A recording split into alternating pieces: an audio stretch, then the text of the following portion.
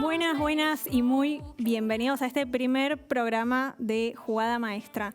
El lugar, el stream, en donde vamos a entender qué está pasando en el mundo.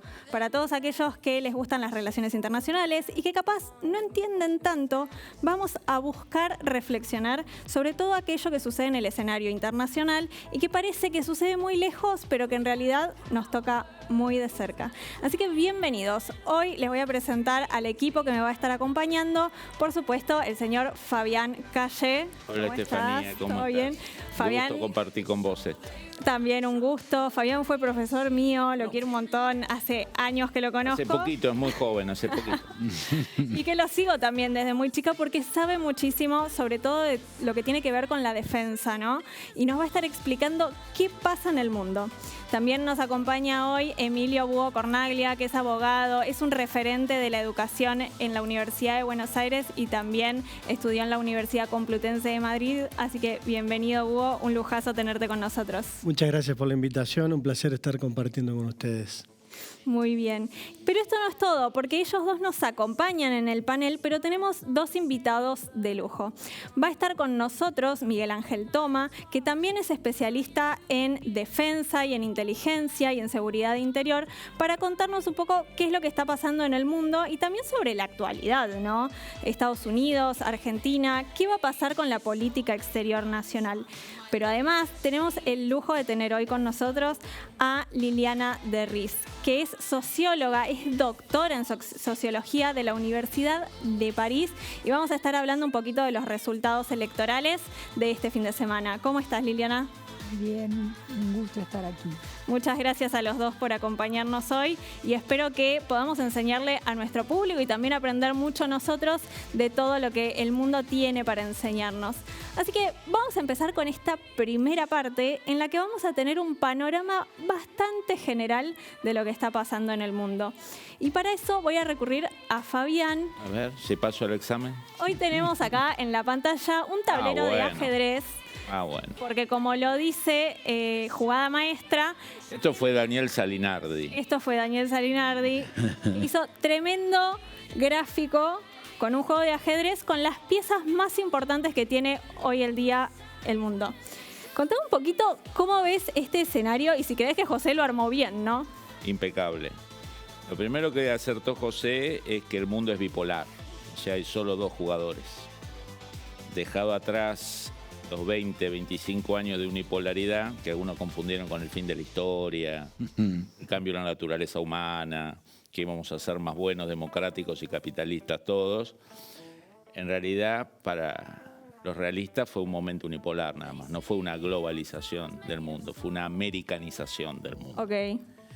Y mientras tanto, Estados Unidos, por torpeza, por avaricia de las tecnológicas, por avaricia de Wall Street, por tonterías teóricas, por malas interpretaciones de los procesos de democratización, esta idea que China se iba a transformar en Taiwán o que se iba a transformar en Hong Kong.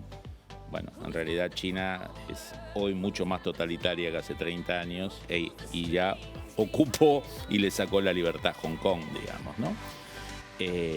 Ascendió por propios méritos y además por políticas de Estados Unidos que priorizaron lo económico y lo comercial sobre la seguridad nacional. Y bueno, si un país crece durante 40 años 10, 12% y tiene 4.000 años de historia y fue durante 4.000 años el PBI más grande del mundo, excepto en el periodo que se inicia con la primera revolución industrial británica, que ahí deja de ser el primer PBI del mundo, bueno, tiene a todas las fichas para volver a ser una gran potencia. ¿Y por qué crees eso? ¿Por qué crees que se le dio el lugar a China, ¿no? A volver a ocupar ese lugar de liderazgo en el mundo? Mira, primero la historia de ellos, ¿no? Más allá del desastre de Mao, del desastre, digamos, en que cayó China, lo que ellos llaman el siglo de la humillación, ¿no? De mediados del siglo XIX hasta mediados del siglo XX. Excepto esos 100 años, la historia pasada de China es de una gran potencia,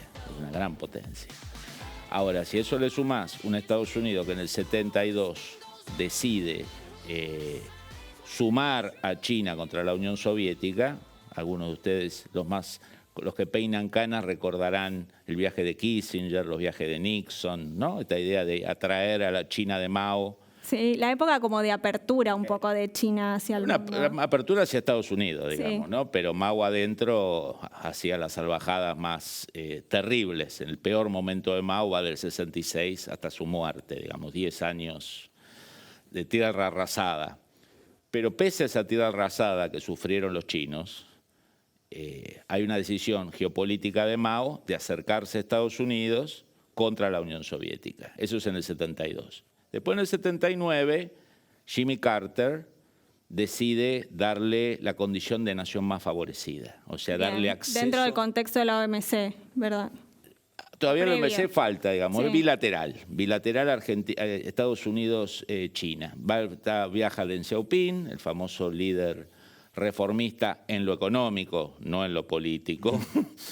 Establece un acuerdo con Estados Unidos y China se empieza a transformar en el proveedor de cosas baratas, remeras, zapatillas, radios, y después va subiendo, computadoras, celulares, chips, ¿no? Y Bueno. crece. Eso crea, obviamente, un fuerte interés de sectores en Estados Unidos. Si vos sos el dueño de Apple, no querés problemas con China.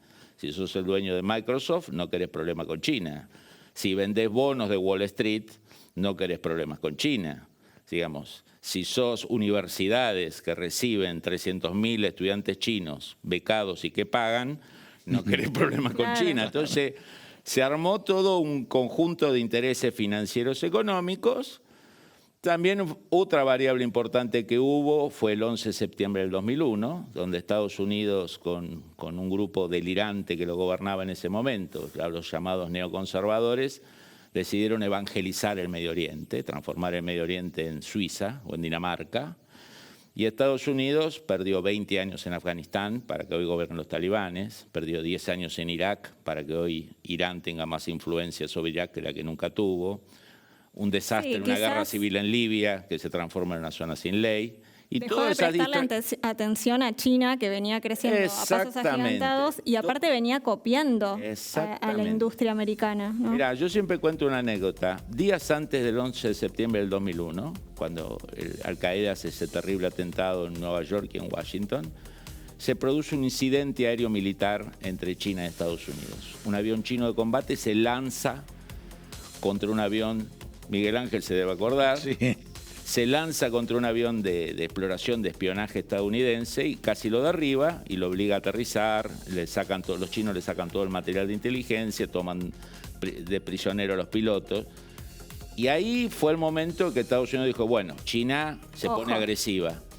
Y ese clima que empezó, el problema es China, quedó borrado con el 11 de septiembre, ¿no? Donde durante más de 10, 15, 20 años Estados Unidos estuvo mirando el lugar equivocado. Bueno, cuando vos te distraes, vieron que los chicos hay una película ahora que se llama Entrenando al Dragón. Sí, sí. Bueno, la película de Estados Unidos-China se llama Alimentando al Dragón.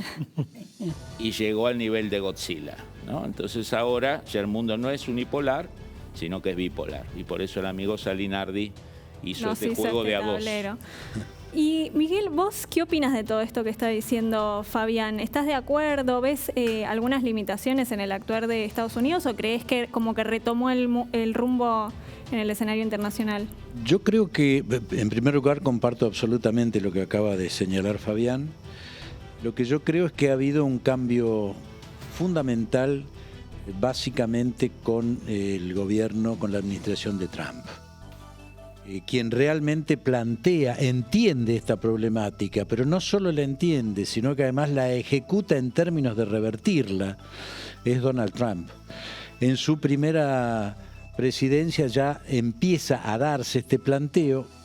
El interregno de Biden de alguna manera deja esto entre paréntesis, no continúa con la política de Trump y se retoma muy fuertemente ahora con esta nueva gestión. De manera que yo entiendo, además Trump tiene una característica muy particular, es un hombre de negocios. Entonces utiliza no solamente el instrumento militar, no solamente la tecnología, donde Estados Unidos sigue teniendo primacía, sino que además utiliza estrictamente lo comercial, pero además está utilizando el dólar como un instrumento de la confrontación con China.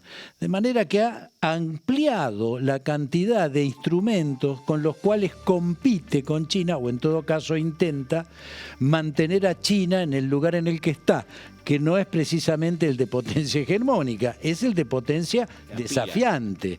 Claro. Es decir, y además en este caso, y cierro con esto, lo que me parece fundamental es que esto aleja por ahora el riesgo de un conflicto militar, como caracterizó la Guerra Fría del siglo XX entre Estados Unidos y la Unión Soviética. ¿Por qué? Bueno, primero por la primacía que sigue teniendo Estados Unidos en términos militares, que es realmente apabullante. Y segundo, porque China, lo decía Fabián, tiene 4.000 años de historia. Claro. Tiene una estrategia sin tiempo, por definirlo de alguna manera. Por lo tanto, no necesita ir al conflicto directo y bélico para dirimir la supremacía. Juega al tiempo, juega una construcción de naturaleza distinta. Trump sabe esto y juega a apurar los tiempos. Por eso juega poniéndole las limitaciones que le pone con los aranceles, y ahora, hoy, justamente lo estamos viendo, empieza a levantarlos porque entra en una negociación donde lo que busca es seguir manteniendo a China en el lugar que está. No quiere derrotarla, quiere que no crezca, quiere mantenerla encapsulada en lo que está. Bueno, Donald Trump está limitado también a un espacio temporal que es el tiempo que le queda como presidente, ¿verdad? 3 años. Le quedan 3 años. ¿Qué va a hacer en estos 3 años con China? China no tiene ese límite temporal con el liderazgo de Xi Jinping. Bueno, pero... ¿Cómo se puede ver eso? Porque lo ve distinto. Acá después vamos a hablarlo con Liliana, pero yo creo que una de las grandes cosas que hizo Deng Xiaoping cuando toma el poder después de la muerte de Mao y se saca de encima toda la guardia imperial de Mao, de delirantes en lo económico y en lo político, es establecer el tema de los 2 mandatos y después correrse. Porque una de las grandes debilidades que tuvo la Unión Soviética fue no tener un mecanismo sucesorio. Cuando murió Lenin, guerra entre Trotsky y Stalin. Cuando muere Stalin, guerra entre Khrushchev y Beria. Energías desgastadas, muertes, purgas, conspiraciones. Y Deng se dio cuenta que la muerte de Mao generó una guerra sucesoria que él gana, pero que eso no podía repetirse. Entonces hicieron 4 años más 4 años. ¿Qué hizo Xi Jinping en los últimos años? Acabar con eso. Yo creo que es una gran debilidad que ha restaurado otra vez Xi Jinping. O sea, esa fortaleza de gobierno 20 años, 25 años, puede ser en el fondo una debilidad para China. Liliana, ¿crees que el sistema chino tiene más previsibilidad por esta cuestión de límite temporal que tienen sus regímenes? Una autocracia, o lo que es China, un gobierno absolutamente de control de su población, es evidentemente más previsible. De hecho, Xi Jinping dice que la única democracia es la que él presenta, que es previsible y que la gente está contenta. Y ese modelo tiende a ser atractivo para muchos, y el propio Trump, viniendo de la democracia occidental más importante de Estados Unidos, actúa como un proto Xi Jinping, porque dice voy a ser reelecto cuando no hay reelección después de 2 mandatos sin intermedio. Juega con eso. Juega con eso y juega con que las reglas son las que él pone, como hace con la Corte también. De modo que estamos asistiendo a fenómenos de cambio tan rápido que en ese sentido, cuando vos me invitaste y me dijiste las elecciones, Milei es un influencer global y a través de él estamos en el mundo. Y lo que ocurre no tiene nada que ver con la política que nosotros conocimos. Entonces nosotros nos asombramos cómo es posible que un presidente, con el escándalo narco de un primer candidato, con la corrida bancaria, con los fracasos parlamentarios, con ese alocado discurso final que parecía inaugural, le da el semejante resultado. Le da porque hoy está de moda algo que nosotros nunca pensamos que podía ocurrir. O sea, no ocurre nada de lo que la vieja política del siglo XXI entendía que debía ocurrir. Y la capacidad de asombro se va reduciendo. Entonces no me asombra tanto que haya más autocracias que democracias en el mundo. Y que en realidad a la gente le importe menos que Milei no quiera restringirse con las instituciones, que la inflación esté estable y que haya una promesa de futuro. Tal cual, sí. Sí, es tal cual lo que vos decís. Y a nivel cultural también es muy distinto cómo se plantea un régimen, un régimen que es más autocrático a un régimen que es más democrático y que conoce sus propios límites. Bugo, ¿a vos qué te parece la influencia tanto china como estadounidense en Argentina? ¿Crees que tiene un impacto en política exterior? Me parece que la influencia de estos dos polos ha sido trascendental en las últimas décadas y sobre todo la intervención de Trump en el último proceso electoral creo que cambió el rumbo del resultado político. Si no hubiera habido el salvataje de Estados Unidos, si no hubiera habido esta declaración condicional de Donald Trump sobre la ayuda del gobierno de Estados Unidos al gobierno de Milei, no hubiera habido este resultado. Y creo que esto muy inteligentemente fue utilizado por el gobierno nacional para apuntalar su proyecto político. En un momento en donde tambaleaba el esquema planteado por Milei y por el ministro Caputo, supieron inteligentemente infundir con este apoyo un halo de miedo, de temor de que la desestabilización económica pueda impactar en la vida cotidiana de nuestra sociedad, y así la sociedad respondió. Por temor a ese resultado, fue masivamente a apoyar a un gobierno que muchos daban por muerto, ¿no?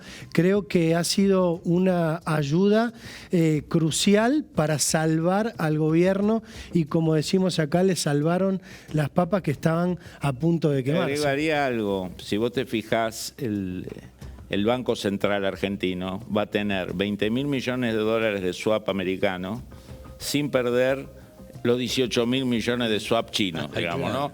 O sea, entre los dos tenemos 38.000 millones de swap. Estados Unidos no nos pidió dar de baja el swap chino y los chinos no nos retiraron el swap. Digamos, y un punto muy importante que vos citás es que esta idea que los argentinos son antiamericanos, cosa que es medio ridículo, porque los argentinos ahorran en dólares, sus hijos estudian inglés, cada uno que puede se va a estudiar a Estados Unidos, el sueño de ascenso social de Disneylandia, pero bueno, está esta idea de Braden o Perón, bastante ridícula en el siglo XXI, ¿no? Esta idea, soy antiamericano pero ahorro en dólares, claro, ¿no? Una cosa media extraña. Soy antiamericano pero mi hijo estudia inglés, medio raro, ¿no? Que la sociedad no le molestó eso. Hubo toda una agitación en la prensa sobre el nacionalismo, la colonia, y la gente pensó, dijo, yo ahorro en dólares. Un ciudadano argentino hace 50 años como mínimo, vos me corregirás, Miguel Ángel, no tiene moneda.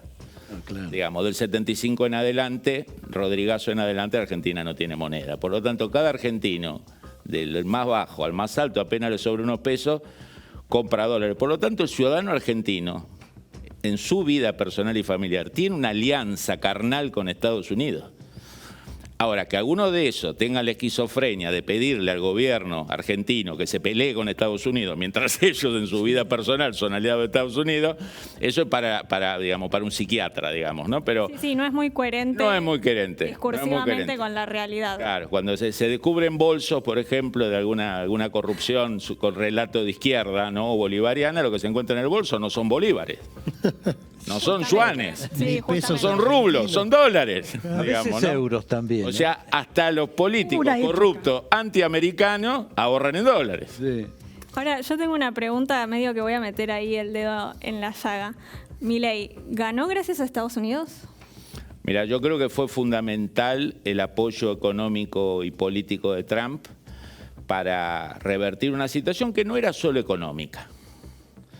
Hubo, no sé qué opinarás vos, Miguel Ángel, que has estado en épocas álgidas del gobierno, pero en los últimos meses de la Argentina, 4 o 5 meses, yo sentí un olor a aroma destituyente de algunos sectores, los típicos sectores que necesitan la devaluación, digamos, algo que ya vimos en el pasado, ¿no? Otro que dijeron, bueno, desgastemos. Y después cuando vieron que el desgaste se podía transformar en asamblea legislativa, bueno, vamos por un poquito más. Claro. También siempre está el presidente, el político que quiere tener 2 o 3 días la banda, digamos, ¿no? ¿No? Para decir, fui presidente una semanita, digamos, ¿no?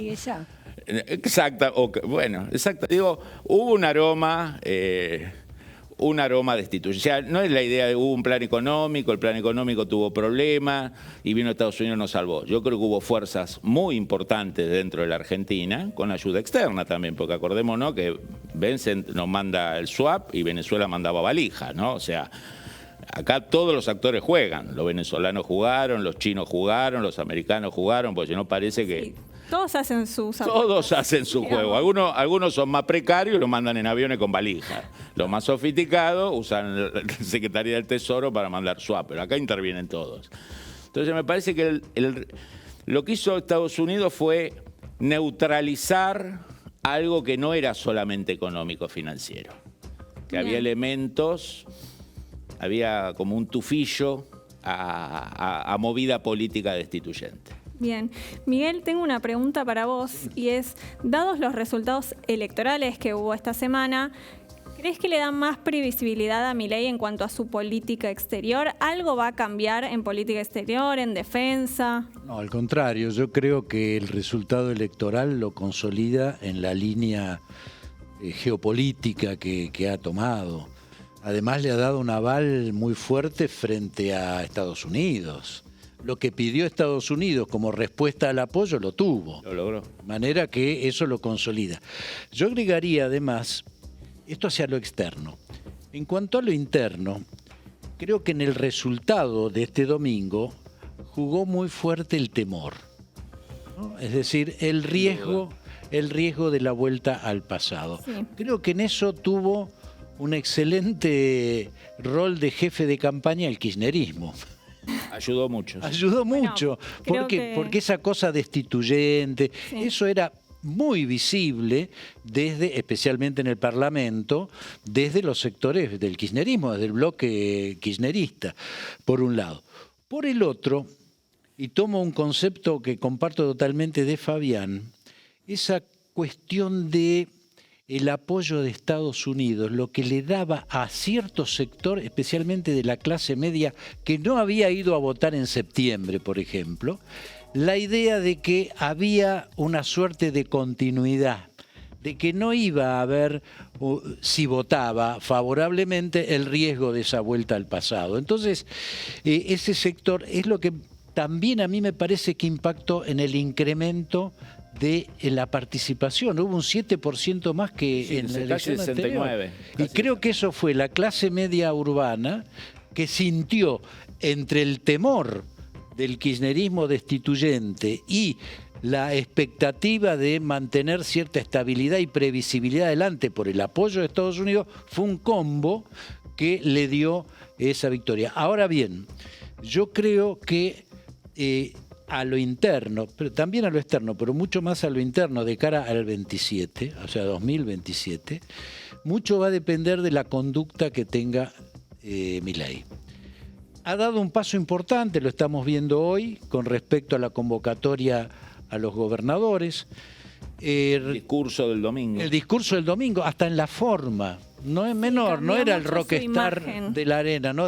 Saco, corbata. Claro, convocatoria al conjunto, en fin, al consenso, y evidentemente esto va a culminar con la convocatoria a los bloques parlamentarios dialoguistas, ¿no? Entonces la sumatoria del acuerdo con los gobernadores, más el apoyo que pueda tener de bloques dialoguistas, tanto en el diputado como en el Senado, mucho más en diputados, creo que constituyen ese combo que de funcionar le va a dar a Milei un fuerte espaldarazo de cara al futuro. Vos, Tomás, Miguel Ángel, como gran experimentado en política parlamentaria, fuiste diputado, ¿cuántas veces?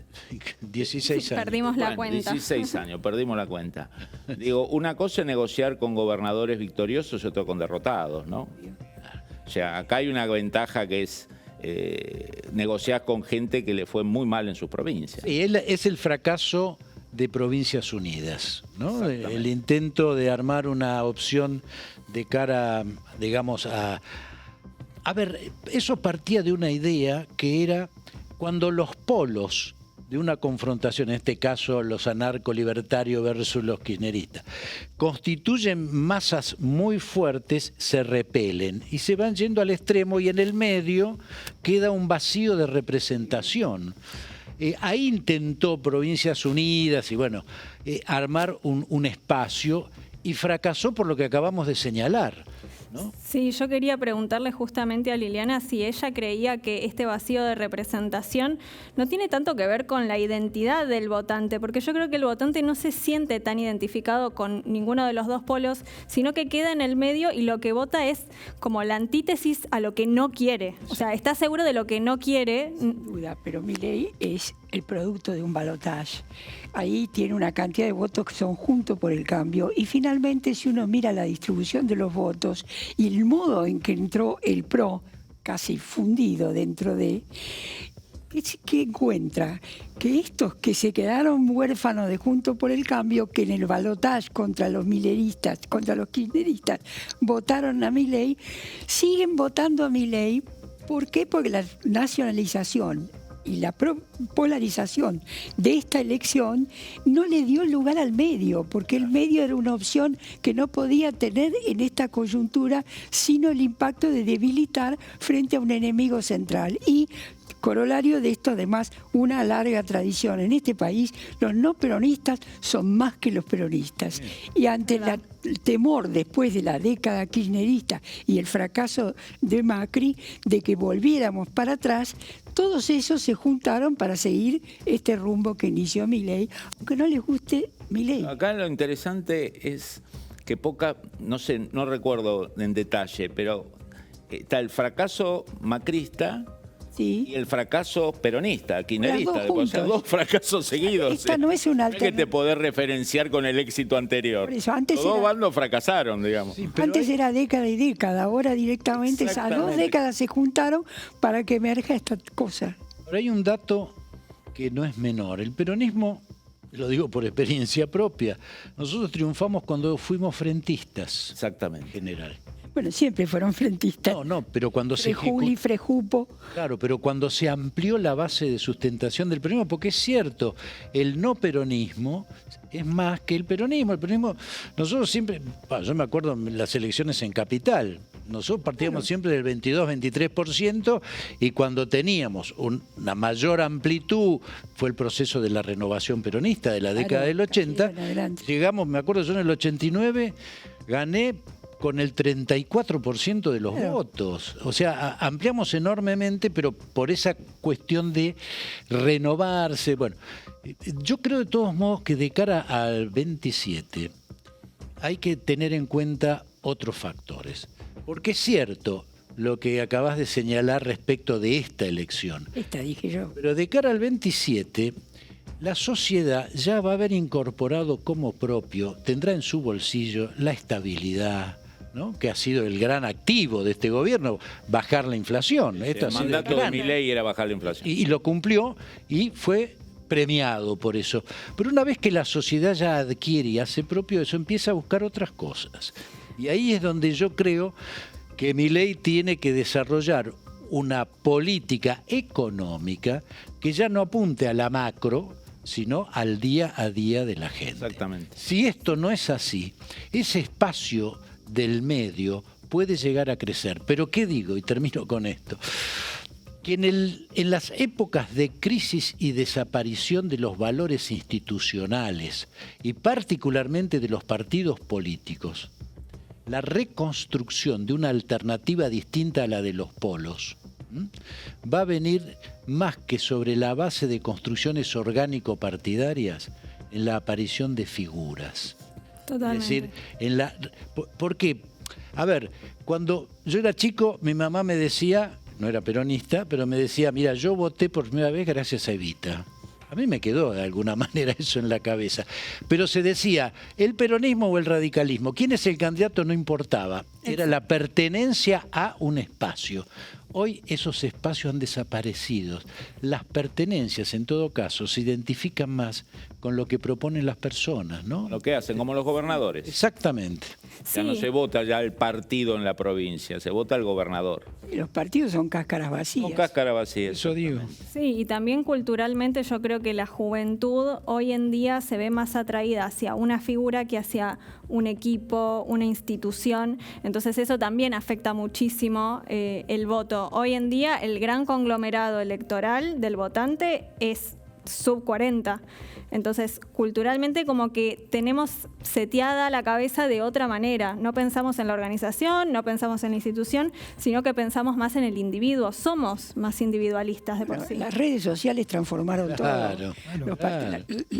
Es público en la red, la política no es más un monopolio de partidos, que eran el enganche. Mirá los cierres, mirá los actos. El otro día hablaba con un encuestador, no oficialista, más tendiendo para el otro lado. Y me dice, mira, Fabián, yo cuando vi el recital de Milei en el Arena, Yo pensé, dije, a la gente no lo va a esto votar. es una calamidad. Sí. Sí. Y salí, mandé mi gente a la calle a encuestar. Y al revés. Era al revés. Sí. O sea, Es te que da no cosa va con de la él gritando lógica. con la campera, con la bandera envuelto. Me dice, yo para mi mentalidad era malo. ¿Qué detectó? La revitalización del voto joven de Milei. Tal cual.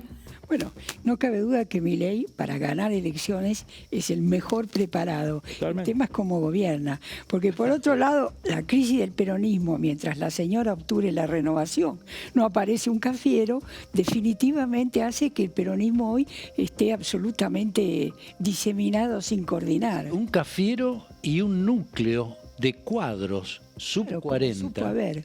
fue el proceso de la renovación que le dio una potencia y un Caras abarque nuevas. impresionante.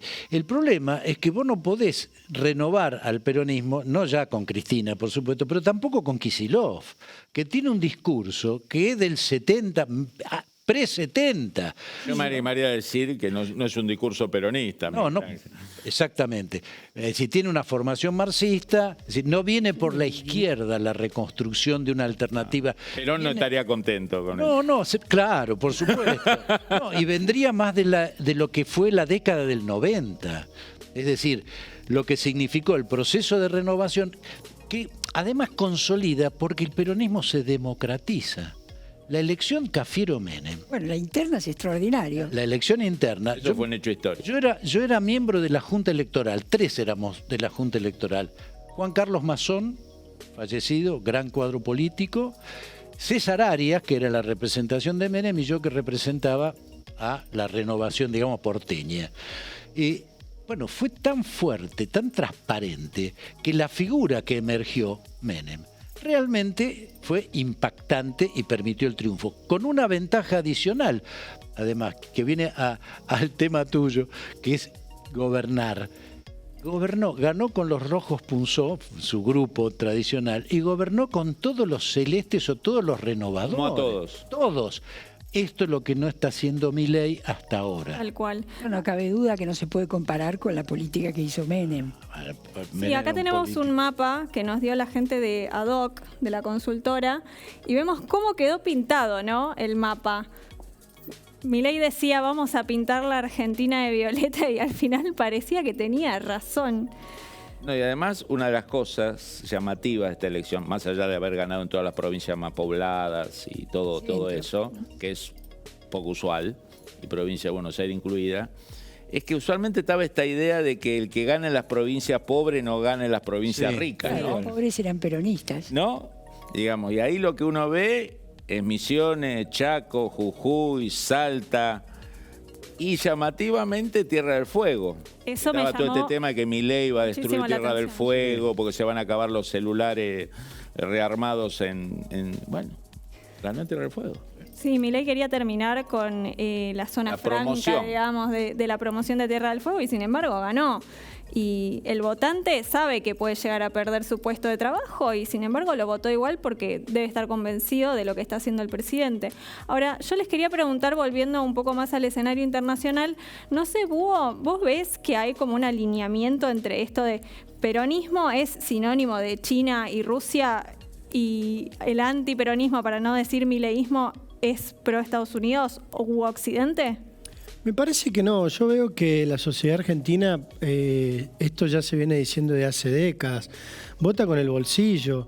La cuestión de la ideologización del voto y el emparentamiento de sectores de votantes con una política o geopolítica internacional, me parece que no es tal. Y en este caso creo que la gente votó con el bolsillo, la gente votó con la expectativa de mantener una situación macroeconómica de estabilidad frente a lo que señalaban anteriormente, ¿no? El temor de una vuelta hacia atrás que ponga en riesgo esta conquista de una estabilidad macroeconómica y sobre todo ante la imposibilidad de encontrar en este escenario nuevo alguna oferta electoral de futuro.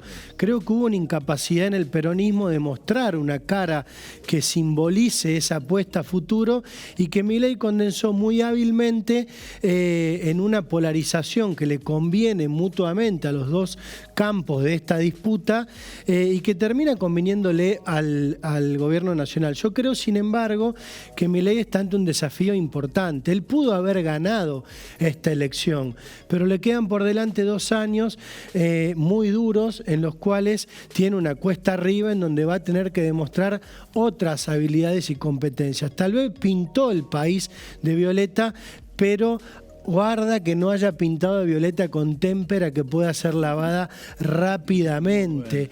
Pasó algo similar en 2017 con el triunfo de Juntos por el Cambio, que después derivó en un colapso económico con una derrota en 2019, y creo que algunos de los elementos que señalaba Miguel Ángel de la microeconomía o elementos que también señalaba Liliana respecto a las instituciones y al respeto por distintos elementos como por ejemplo la institucionalidad o la forma de ser de nuestro presidente, que ahora se puso el traje pero rápidamente se lo saca, lo pueden confundir y lo pueden engañar en un sendero que lo lleve a su propia derrota por cebarse con este triunfo electoral, ¿no? Siendo lo que decís vos, Estefanía, me parece que una de las... Primero que todo, creo que hay que diferenciar peronismo de kirchnerismo cada vez más. Claro. Fundamental. O sea, vos escuchás a los gobernadores de la provincia de Buenos Aires, a los gobernadores de Salta, a los Santa Fe o... Santa Fe. Ya no quieren verse identificados con el por eso, digo, más allá de que no conviene acercarse al kirchnerismo porque está en las malas, digo, hay gente que viaja, los gobernadores peronistas se reúnen con el embajador americano, van a Estados Unidos. Digo, me parece que una de las cosas que generó este kirchnerismo, que fue Partido Nacional, después Partido Provincia de Buenos Aires, después partido tercera sección electoral, y si sigue así va a ser la Intendencia de La Matanza, digamos, ¿no? O San José 1111. En vez de va a ser una cosa, se va achicando, ¿no? Se va achicando, se va achicando, se va achicando. Que no es peronista la lógica de yo no hablo con Estados Unidos, los empresarios son explotadores. No, claro. Eso no es peronismo. Si lo es otra cosa. Digamos, el peronismo siempre fue pragmático, esta idea Varela no Perón. Pero Perón después fue a recibir al aeropuerto al hijo de Eisenhower, al hermano de Eisenhower, trajo el Standard Oil, tenía gente muy ligada a Estados Unidos del 73 al 74 cuando volvió, empezando por López Rega. Digo, esta idea de no, el peronismo es mala relación con Estados Unidos, mala relación con Wall Street, mala relación con los bancos, es una inmensa mentira histórica, digamos. Sí, y también es algo discursivo, porque como vos decías, el peronismo dice, bueno, yo soy anti-Estados Unidos, no quiero al embajador acá, pero después tenemos departamentos en Nueva York, vamos a vacacionar y compramos las mejores marcas en la Quinta Avenida. Bueno, son pequeñas contradicciones personales. Eso está claro que es un cinismo descarado. Pero la gente lo ve. El tema cuando baja política... Haz lo que yo digo, pero no lo que yo hago. No, pero, a ver, el otro día me lo decía un diplomático del norte. Me decía, hace cuando nos cae bien Milei, es pro-occidental, es pro-capitalista, pro. Pero hace cuenta que nosotros quisiéramos hablar con otros actores. ¿Con quién hablamos?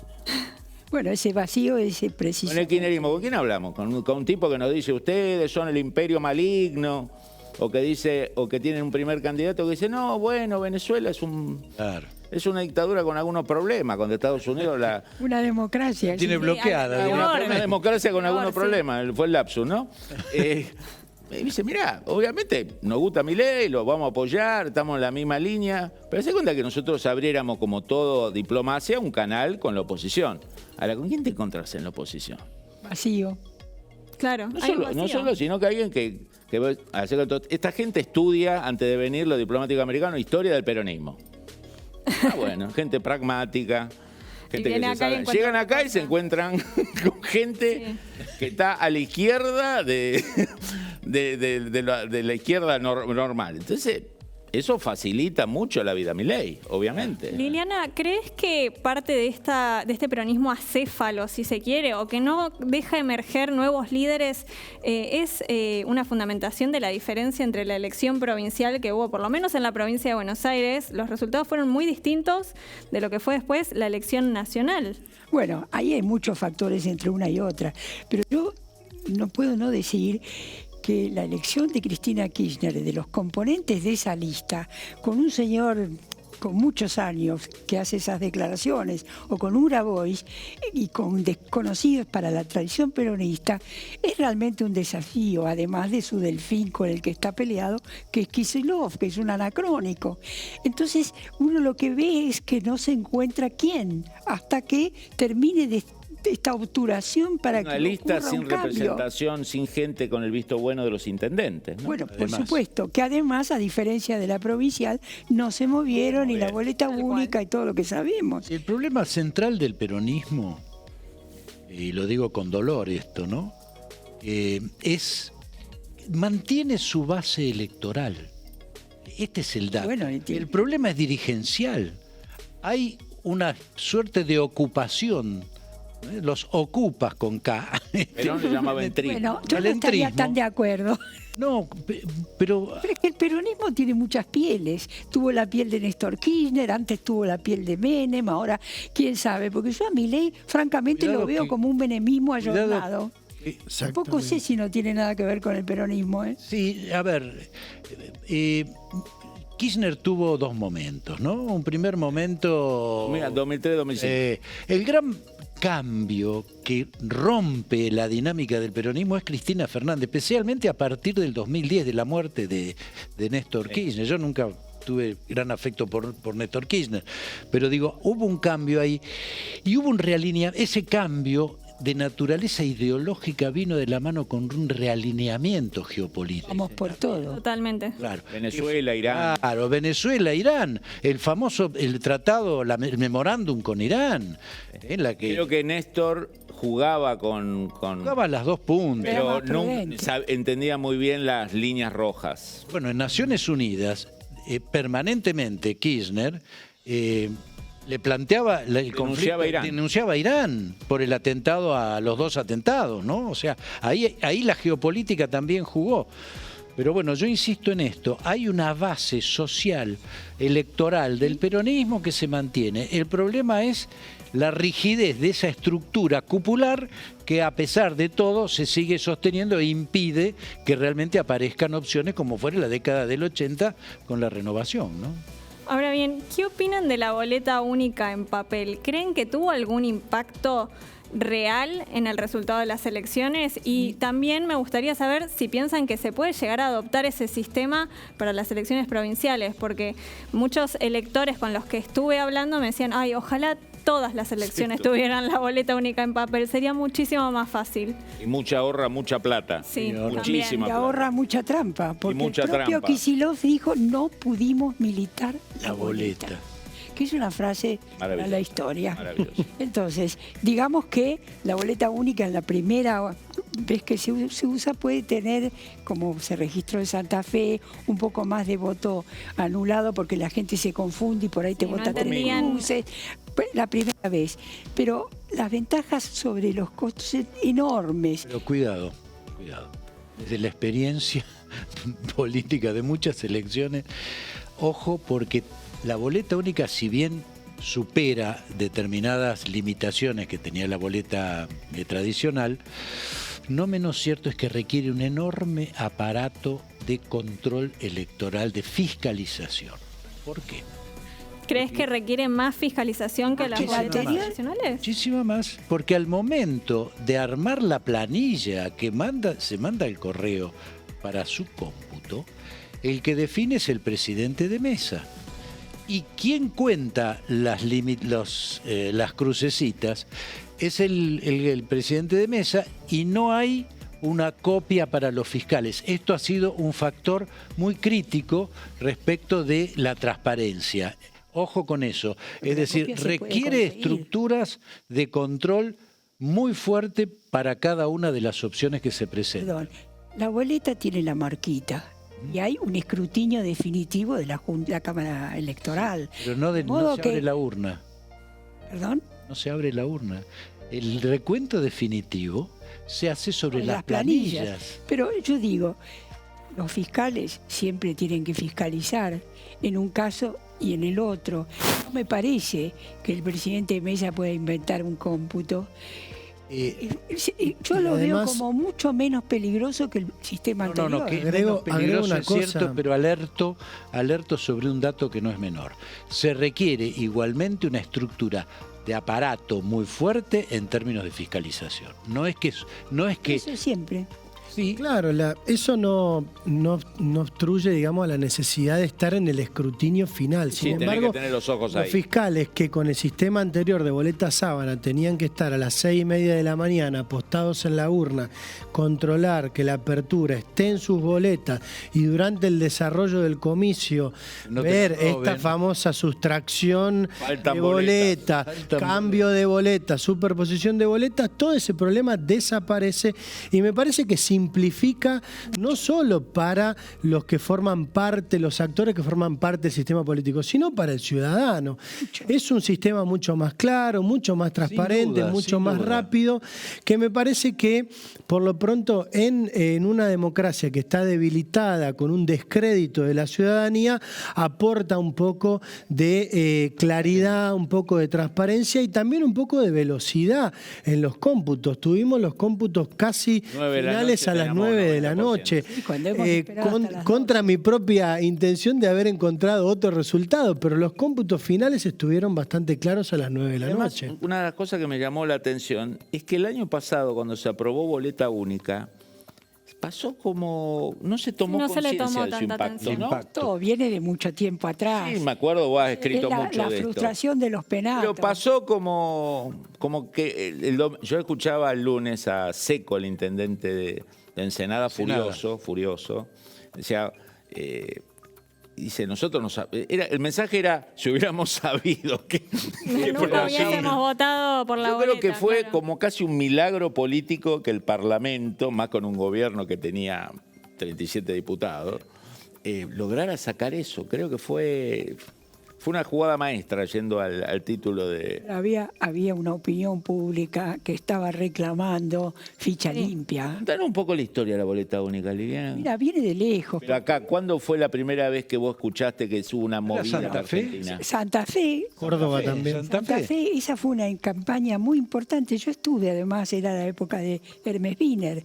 Claro. Y realmente ahí la experiencia fue muy buena, en Córdoba también, y de ahí en más se viene hablando de eso, pero además los escándalos, la corrupción, hacían que parte de la lucha por la transparencia se condensara en el lema ficha limpia. Cuando fracasó el paso de ficha limpia en este gobierno, hubo un gran escandalete, porque entonces se decía como la Libertad Avanza no está con la ficha limpia. Claro. ¿Qué negocio turbio hay detrás de esto? Que fue el caso Los Penatos, la protesta mayor. Claro. Y luego finalmente pasó como de una manera extraña, casi como que no se daban cuenta. Yo no sé cómo se manejó eso, porque nadie lo sabe. No tuvo un anticuerpos. No, de la noche a la mañana volvió sobre el tapete y como que nadie podía decir que no sin quedar escrachado. Sí. Una forma para que no se hable de ficha limpia. Puede ser, pero como un second best. En la opinión pública estaba clarísimo que la gente pedía por una boleta más simple, que sea más fácil de contar, más fácil de elegir, que no haya problemas a la hora de votar y que sea más rápido también, porque se armaban unas filas que mamita, ibas al mediodía y estabas Además, el 2 horas votando. Pero además, más Totalmente. limpia, donde no pudiera haber manipulación de las boletas. Totalmente. Eso también a mucha gente le importaba. Además, digamos, yo no tenía idea cómo era el mecanismo, me enteré cuando llegué, digamos, ¿no? Esta idea de que las boletas... Casa de Herrero, cuchillo de palo. Politólogo no se había capacitado con sabía la que era una boleta única, pero Total. nunca la había visto, porque no voté nunca con boleta única. Y que esté toda la boleta en la mesa y te dan el croquelado. ¿Viste? Uno está acostumbrado a entrar al cuarto oscuro, Claro, empezar acá ya la no búsqueda. había. Ya no había Faltan boleta, cuarto el que oscuro. se roba la boleta, el que rompe la boleta acá, te la dan en mano. ¿La doblás? La verdad que es una maravilla. La verdad que sí, bueno, mejor que se incorpore también en otros niveles de gobierno y de elecciones, ¿por qué no? Y bueno, para cerrar un poquito el programa, le quiero hacer una pregunta a cada uno de ustedes y que me contesten en 2 o 3 frases nada más. Voy a empezar con Fabián. ¿Cuál crees que va a ser la jugada maestra de Milei ahora que ganó las elecciones de medio término? Yo creo que va a tratar de sumar segmentos. Todos hablan de sectores del radicalismo, sectores del PRO. Yo creo que va a buscar sectores del peronismo. Sectores del peronismo. Vemos a un Milei peronizado, digamos, con el rayo Mira, yo peronizador. estoy convencido, tengo debates históricos con amigos míos, que Milei es un conservador popular. No te quepa duda. Es un conservador popular. Ningún anarcoliberal grita Dios, patria o muerte, se vuelve en la bandera argentina, se hace, destaca su religiosidad, se emociona con los granaderos, se sube un tanque. Es un conservador popular con políticas macroeconómicas liberales. Entonces, Milei, ¿es un pseudo peronista? Yo creo que tiene, mira, Miguel Ángel me lo puede responder porque no es la encarnación de Perón, pero lo más cercano. Si tuviera Perón entre nosotros, Miguel Ángel, y hay 3 sillas con 4 whiskies, y Perón Háganse la imagen. agarra el whisky y lo tiene a Kicillof, a Grabois o a Milei, ¿con quién se llevaría mejor? No, a Kicillof y a Grabois los mata. Pero lo de Huella ahí Yo creo que ahí está la respuesta. No hay duda. Lo que pasa es que tendría que haber una quinta silla. Una quinta. Claro. Que es la que está faltando, me parece, ¿no? Pero dentro de ese De las que trío, pusiste no hay ninguna duda. ninguna duda. Miguel Ángel, para vos la pregunta es, ¿cuál crees que va a ser la jugada maestra de Milei, pero en política exterior? No, yo creo que ahí no hay jugada que nos pueda asombrar. Va a ser una profundización de la línea que ha Que salió bien. desarrollado hasta ahora. Claro, ha sido exitosa, pero además hay una suerte de necesidad de mantenerla, independientemente de la identificación que pueda tener. Es una necesidad por lo que significa y además porque ha sido exitosa. Exactamente. Bien. ¿Y crees que Trump, con su intervención en Medio Oriente, estaba buscando el premio Nobel? Es muy probable, sí. El personalismo de Trump es más que evidente. El año que viene, a lo mejor. Y claro, el año que viene lo va Lo a quiere, conseguir. sí. Igual dijo que también el otro día, y yo le creo un poquito, que estaba buscando solucionar guerras porque ya es grande y cree que está muy lejos en la fila del paraíso. Mirá vos, qué Mira vos, un componente así religioso, Donald. místico. Bueno, ojalá que en un año volvamos a encontrarnos y capaz ya tenemos ahí... A ver, ¿a quién vota? Los Claro, noruegos. en un premio Nobel. Lili, bueno, muchas gracias por acompañarnos. Te quería preguntar, ¿qué jugada maestra crees que debe hacer el peronismo como para resurgir a nivel electoral? Esa es pregunta para Tomás. Pregunta. Yo lo primero que pienso es que tiene que acelerarse el ocaso del liderazgo de Cristina Kirchner, tiene que haber otro presidente del PJ y tiene que haber un debate interno de algún modo para poner una renovación generacional que está postergada, porque el kirchnerismo son 2 décadas de aplastamiento completo. Y ahí veremos qué es lo que sale, cuál es la nueva piel que como siempre, tipo ave fénix, el peronismo tuvo. Y un pequeño detalle, yo hace mucho que digo que Milei es un menemista ayornado, con otros rasgos mesiánicos, religiosos, acentuados, lo que quieras, pero esa línea sigue ahí. Tiene unos cuantos Menem en el gobierno, ¿no? Sí, ¿no? Es verdad, familia. es verdad. Ya en cualquier momento lo adoptan y le pasan capaz el apellido. No, no lo adoptan, está bueno eso. Y sí. Y bueno, Hugo, por último te quería preguntar, ¿cuál crees que va a ser la jugada maestra a nivel cultural, con la juventud? ¿Crees que va a haber ahí, sobre todo con el tema de la educación, que capaz es como que hay una dicotomía, ¿no? Los jóvenes lo votan todos, pero al mismo tiempo como que luchan por la universidad pública, por la educación y también por el presupuesto? Me parece que en la acción del gobierno respecto a estos ejes se encuentra la clave del éxito futuro de este gobierno.